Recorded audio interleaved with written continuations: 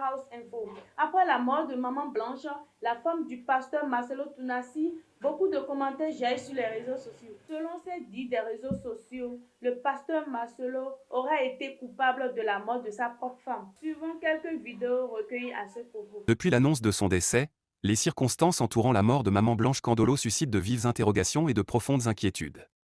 Officiellement, on avait parlé d'une opération chirurgicale ratée en Turquie, mais aujourd'hui, cette version est totalement remise en cause. En réalité, selon plusieurs sources concordantes, il n'y a jamais eu d'opération. Les témoignages de proches révèlent que Blanche aurait été empoisonnée alors qu'elle se trouvait en Belgique, avant d'être transférée en Turquie où son état de santé s'est rapidement détérioré jusqu'à son décès. Ce qui choque le plus, c'est l'aspect de son corps à la morgue, son visage était devenu très noir, un signe caractéristique qui laisse peu de doute sur un empoisonnement. Cette découverte macabre a non seulement bouleversé ses proches et ses fidèles, mais elle a aussi ouvert la voie à des soupçons de complot, alimentant ainsi l'un des plus grands scandales religieux de ces dernières années. Ce qui donne encore plus de poids aux soupçons autour de la mort de Maman Blanche, c'est la voix de l'Église catholique qui s'est officiellement élevée.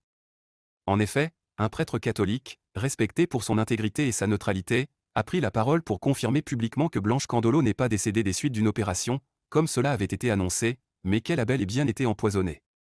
Ce religieux, choqué par les incohérences et par le silence entourant ce drame, n'a pas hésité à pointer du doigt le pasteur Marcelo Tunasi, l'accusant d'être lié à des pratiques occultes et troublantes au sein de son ministère. Le plus frappant, c'est que Marcelo avait lui-même, par le passé, dénoncé ces mêmes pratiques dans d'autres églises, se posant comme un défenseur de la pureté de l'Évangile. Aujourd'hui, cette déclaration de l'Église catholique résonne comme un véritable coup de tonnerre, elle vient non seulement renforcer la thèse de l'empoisonnement, mais aussi jeter une ombre immense sur la crédibilité et la légitimité spirituelle du pasteur Tunasi. Chers téléspectateurs, l'adage « faites ce que je dis, mais ne faites pas ce que je fais » d'un curé espagnol rejoint le comportement du pasteur Marcelo Tunasi. Suivons donc la Bible et non le porteur de la Bible. Merci de vous abonner à notre chaîne. Bonsoir chez vous.